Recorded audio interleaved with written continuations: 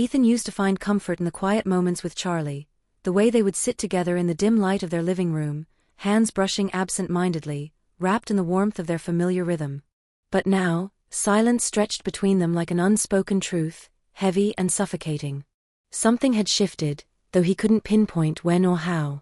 It was in the way she lingered just a second too long before answering his questions, the way her smile felt forced, the way she looked at him like she was searching for something she had lost. He told himself it was just stress, the weight of parenthood and work bearing down on them both, but deep down, an uneasy whisper in his mind told him otherwise. Love doesn't just disappear overnight, does it?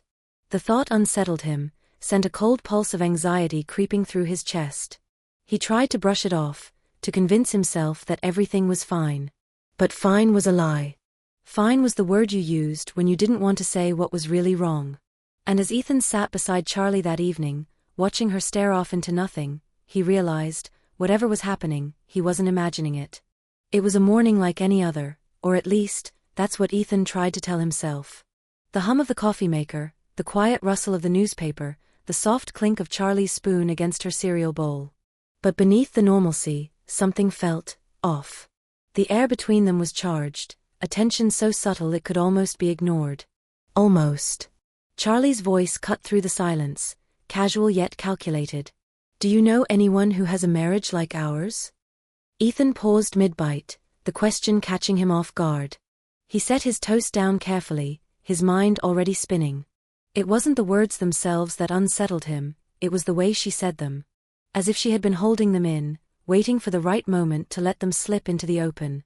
He forced himself to answer lightly. Not really.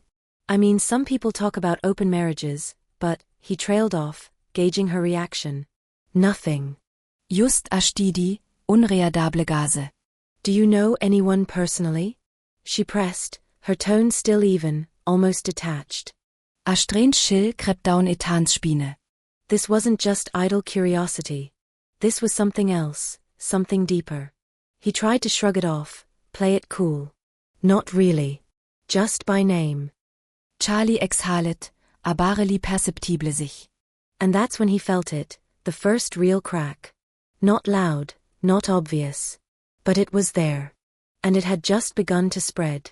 The question lingered in Ethan's mind long after breakfast, clinging to him like a shadow he couldn't shake. He told himself he was overthinking it, maybe Charlie had just been making conversation, a fleeting thought spoken aloud. But deep down, he knew better.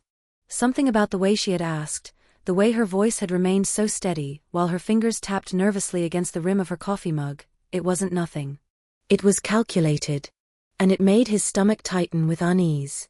As the day stretched on, small details began to stand out, things he might have overlooked before. The way Charlie's phone seemed to be perpetually face down on the counter, the way she lingered in the hallway just a little longer before answering his calls, the way she had started to avoid his eyes when they spoke.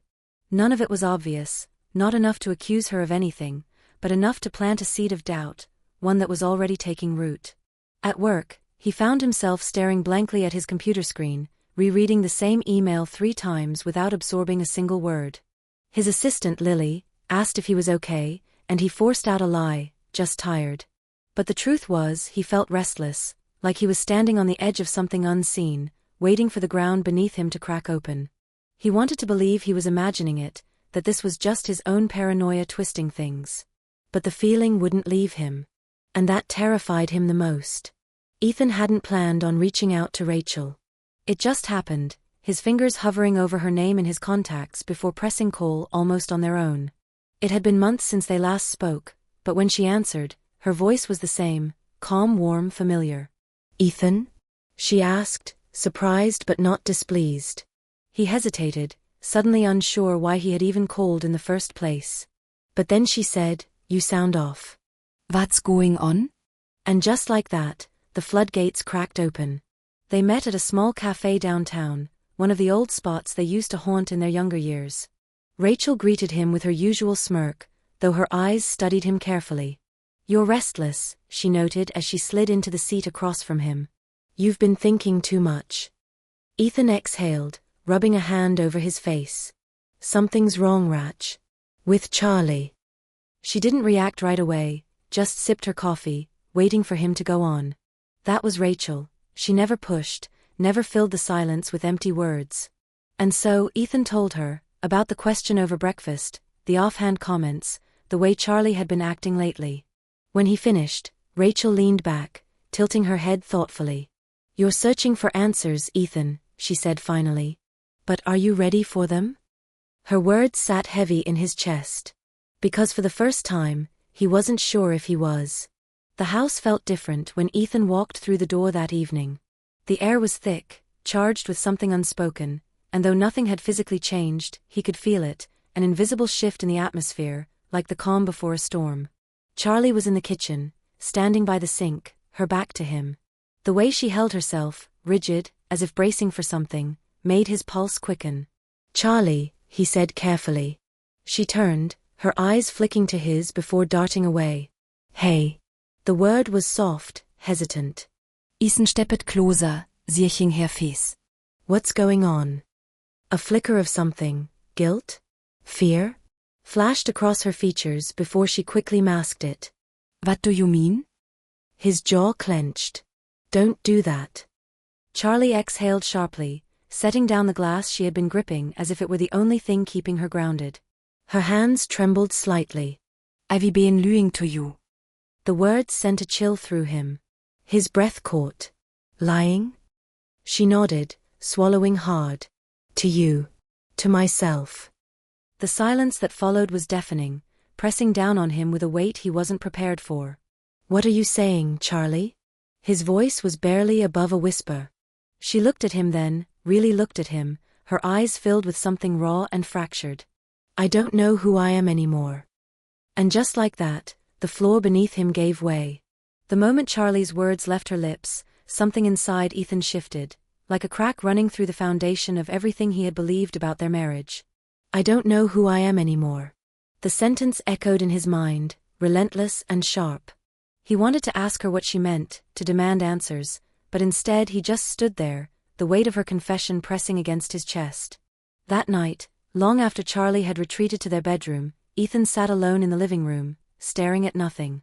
His mind drifted, unbidden, to another time, to another woman. Rachel. It had been years since he had truly thought about what might have been between them. They had always existed in this unspoken space, a friendship with an undercurrent of something more, something neither of them ever dared name. He remembered the last time he saw her before life took them in different directions. The way she had looked at him that night, her eyes saying more than her words ever could. "Thank you for everything, Ethan." And then that kiss, not on the lips, just the cheek, but still heavy with meaning. He had felt something then, something he had buried, convinced that his life was moving forward with Charlie. Now, sitting in the suffocating quiet of his home, that buried feeling clawed its way back to the surface. Had he made the right choice all those years ago? Or had he spent his life ignoring the wrong crack in the foundation? Ethan wasn't the type to pry. He had always believed that trust was the foundation of their marriage, something solid, unshakable. But now, doubt gnawed at him like a whisper in the dark, relentless and growing louder by the hour. He told himself he was imagining things, that Charlie was just going through something she hadn't found the words to explain yet. And yet, his mind wouldn't let it go. That night, after Charlie had gone to bed, Ethan found himself in the dim glow of the kitchen, fingers tracing the edges of her phone resting screen down on the counter. It was a stupid thought, one that made his stomach churn with guilt even as it persisted. Look at it. Just once. But he didn't. Instead he turned away, rubbing his hands over his face, ashamed of his own paranoia. Still, the feeling wouldn't lie.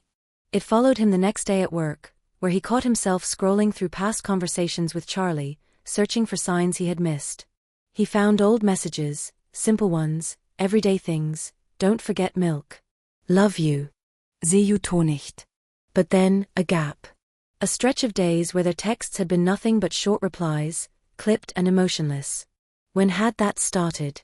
And why hadn't he noticed it before? His heart pounded. Something didn't add up.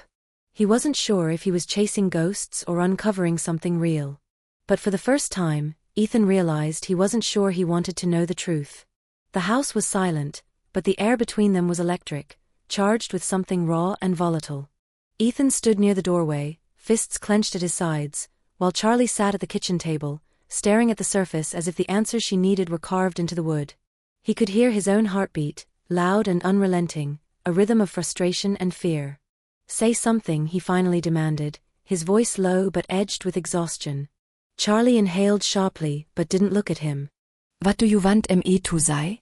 Her tone wasn't defiant, just tired, almost hollow. Ethan let out a bitter laugh, running a hand through his hair. "I don't know." Maybe the truth? That word, truth, landed between them like a grenade. Charlie finally lifted her head, and when her eyes met his, something inside him twisted. They weren't angry. They weren't cold. They were lost. "You don't even see me anymore, Ethan," she whispered, and suddenly, her voice cracked open, raw with emotion.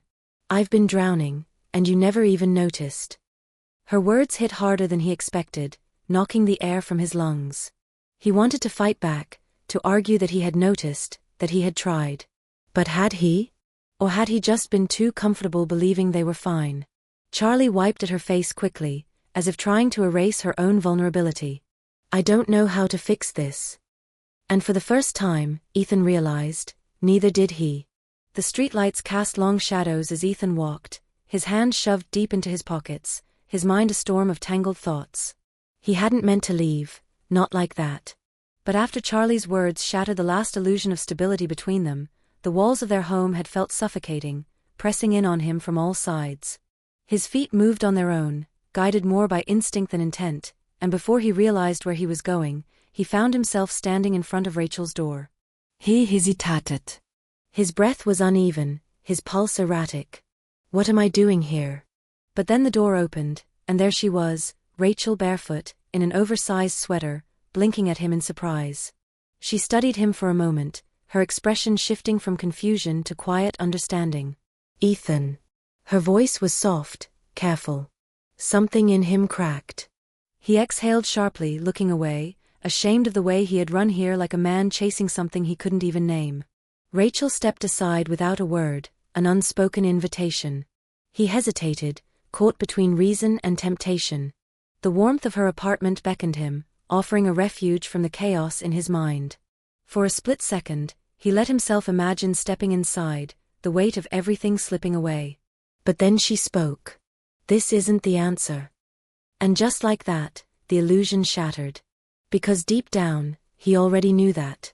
But knowing didn't make it any easier to walk away. Ethan stood at Rachel's doorstep, the weight of everything pressing down on him, suffocating. His feet felt rooted to the ground, as if stepping forward or turning back would both lead to inevitable consequences.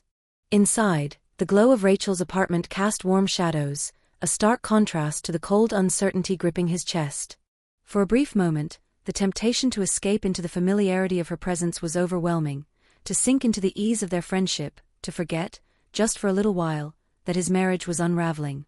Rachel held his gaze, unwavering, her expression unreadable. Then, after a moment, she sighed. "You don't need me, Ethan," she said quietly.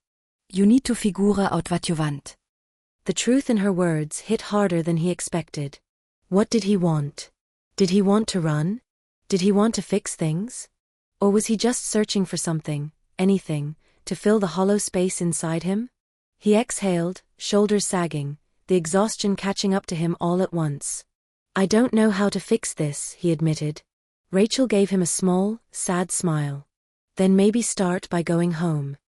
The answer was simple, but the path forward wasn't. Still, as Ethan turned away from Rachel's door, his steps heavy but certain, he knew one thing: he couldn't keep avoiding the inevitable. If there was any hope left, he had to face the storm, not run from it. The house was dark when Ethan pulled into the driveway, the weight of exhaustion settling deep into his bones. For a moment, he just sat there, gripping the steering wheel, watching the dim glow of a lamp flickering through the living room window. He had no idea what waited for him inside. An argument? More silence? Or so meeting was, nothing at all? He wasn't sure which scared him more. When he finally stepped inside, the air was thick with the scent of something faintly familiar, Charlie's lavender candle burning on the table, a quiet attempt at normalcy. She was sitting on the couch, curled into herself, her hands clasped together in her lap. At the sound of the door closing, she looked up, her expression unreadable. For a long moment, neither of them spoke. Then softly, hesitantly, she said, "I don't want to lose you." Her voice was fragile, but the sincerity in it made Ethan's chest tighten. He swallowed hard, forcing himself to meet her eyes. "I don't know how to move forward, Charlie." Hij voice barely rose up over a whisper. "I'm not sure what I want." Charlie nodded, as if she had already braced herself for that answer. But instead of breaking, she reached for his hand, her touch tentative. "We can take it slow," she murmured. Warte verpace you need. I'll be here. For the first time in days, Ethan felt something shift. Maybe trust wasn't rebuilt overnight. But maybe, just maybe, it wasn't lost forever. The days that followed felt like walking through fog, uncertain, slow, and heavy with unspoken words. Nothing was magically fixed, no grand moment of clarity suddenly erased the doubt and hurt between them. But there were small things, fragile moments of effort that felt like tentative steps forward. A shared cup of coffee in the morning, a glance that lingered a little longer than before, the way Charlie hesitated before leaving a room as if waiting for him to stop her. And sometimes he did. Ethan still wasn't sure what their future looked like. Trust wasn't something that could be repaired overnight, and love wasn't the issue. He still loved her. That had never changed. But love alone wasn't enough to undo the distance that had grown between them, to erase the questions still hanging between them like unfinished sentences. One evening, as they sat on the couch in comfortable silence, Charlie turned to him, her voice barely above a whisper. "Do you think we'll be okay?" Ethan didn't have an answer. He could have lied, told her what she wanted to hear. But instead, he reached for her hand, threading his fingers through hers. "I don't know," he admitted. "But I want to try." Charlie exhaled, nodding. "Me too." It wasn't a resolution, not yet. The road ahead was still uncertain, the wounds still healing.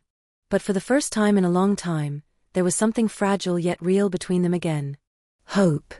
Relationships today face unique pressures, constant distractions, unspoken expectations, and the weight of comparison in a world where perfection is often portrayed as the norm. Trust, once broken, is hard to rebuild, but not impossible. If you find yourself in a place where things feel distant, don't ignore it. Communication, even when uncomfortable, is the bridge between confusion and clarity. Be honest about your fears, your needs, and your doubts. Healing doesn't happen overnight, and love alone isn't enough. It takes effort, patience, and willingness to grow together. Most importantly, don't wait until the cracks become fractures. Talk, listen, NTY.